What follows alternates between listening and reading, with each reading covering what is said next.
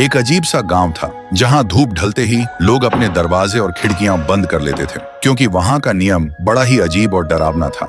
रात के ठीक 12 बजे से पहले हर घर के बाहर मिट्टी के बर्तन में सबसे अच्छा खाना रख दिया जाता था, क्योंकि वहां के लोग कहते थे अगर किसी ने खाना नहीं रखा तो सुबह तक उस घर का कोई ना कोई सदस्य मरा हुआ मिलता और उसका शरीर बिल्कुल खाली होता। इसलिए डर के मारे लोग खाना रख देते थे। इसी गांव में थुंग थुंग नाम का एक आदमी रहता था। वो इतना कंजूस था कि एक दाना किसी को देने से पहले 100 बार सोचता था। लेकिन एक दिन थुंग थुंग ने एक भयानक तरकीब निकाली। एक रात उसने गोल गोल पत्थरों पर आटे का लेप लगाया और उन पर घी जैसा पीला रंग पोत कर बाहर रख दिया। फिर आधी रात के बाद थुंग थुंग को बाहर से कुछ अजीब सी आवाजें सुनाई दी। डर और जिज्ञासा के बीच वह धीरे से उठकर खिड़की के पास गया और बाहर झांक कर देखा। एक साया झुककर उन पत्थरों को चबा रहा था। देखते ही थुंग थुंग का गला सूख गया। तभी वह धीरे से अपना चेहरा ऊपर उठाती है और थुंग थुंग देखता है। वह एक औरत थी। उसका चेहरा बिल्कुल सफेद था और आंखें सीधा थुंग थुंग की तरफ देख रही थीं। और फिर एक पल में ही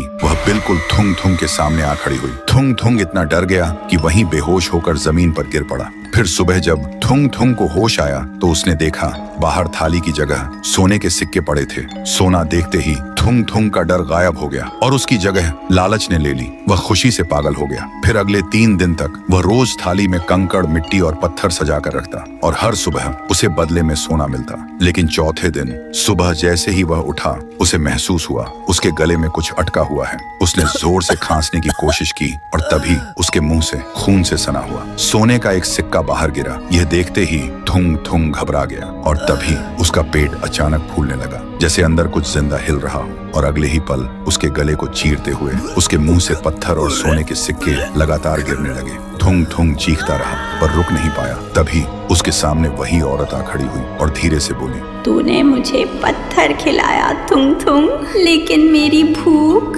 तेरे लालच जैसी थी जो कभी खत्म नहीं होती। तभी थुंग थुंग का शरीर धीरे धीरे सख्त होने लगा और देखते ही देखते वह पत्थर बन गया। अब उसके चेहरे पर मौत का डर हमेशा के लिए जम गया था। तभी वह औरत उसके करीब आई और उसके कान के पास आकर बोली, याद रखना, आज रात 12 बजे तुम्हारे घर के बाहर भी एक थाली जरूर होगी, अगर तुम वीडियो को बिना लाइक किए चले गए तो।